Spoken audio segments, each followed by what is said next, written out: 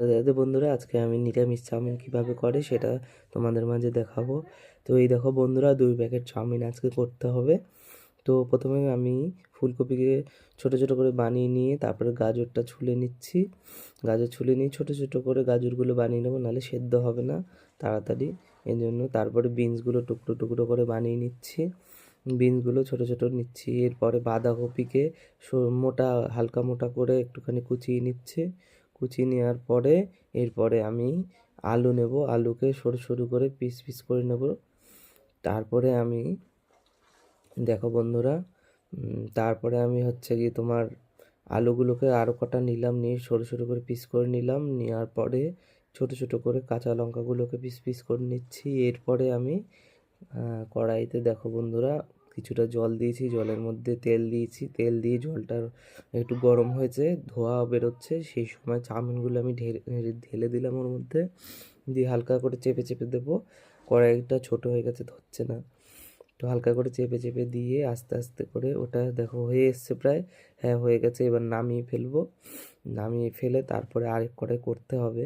এক কড়াইতে তো ধরেনি, এক কড়াইতে এক প্যাকেটই হয়ে গেছে, আরেক কড়াই করতে হবে। এবার দেখো নামিয়ে নিচ্ছি, একটা সরু পেতেতে নামিয়ে নিচ্ছি, জল ঝরিয়ে নিচ্ছি। জল ঝরিয়ে নেওয়ার পরে দেখো সাইড করে রেখে দিলাম। রেখে দেওয়ার পরে আরেক প্যাকেট চাউমিনটা বসিয়ে দিলাম কড়াইতে। তো এটা দেখতে গিয়ে আমার পুরো ছ্যাঁকা খেলাম, খুব লেগেছিল, গরম। তো খুব সাবধানে করতে হবে আমাদেরকে। তো সেদ্ধ হয়ে গেছে। এবারে ওকে বললাম একটুখানি তেল দিয়ে ছাড়িয়ে দিতে, হালকা হালকা লেগে গেছিলো। তো তেল দিয়ে ছাড়িয়ে দেওয়া এটা একটা নতুন পদ্ধতি, ছাড়িয়ে দিলে দেখবে লাগবেই না। তো এখানে তেলটা গরম হয়ে গেছে, এবার আমি গাজরগুলো দিয়ে দিচ্ছি কড়াইতে। গাজরগুলো হতে থাক, হালকা লবণ দিয়ে আমি একটু ঢেকে দেবো। ঢেকে দিলে তাড়াতাড়ি সেদ্ধ হয়ে যাবে, ভাজাটাও হয়ে যাবে।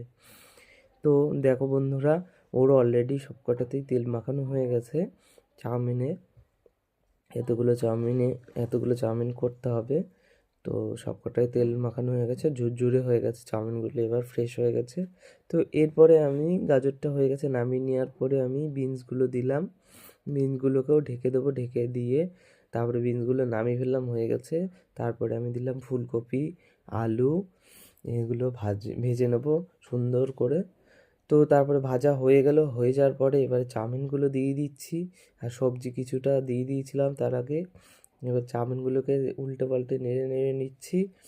দেখো এই যে সবজিগুলো দিয়েছি, সবজিগুলো দেওয়ার পরে সব কিছু মিক্স করে নিচ্ছি। তারপরে একটুখানি সয়া সস দিলাম চাউমিনের মধ্যে।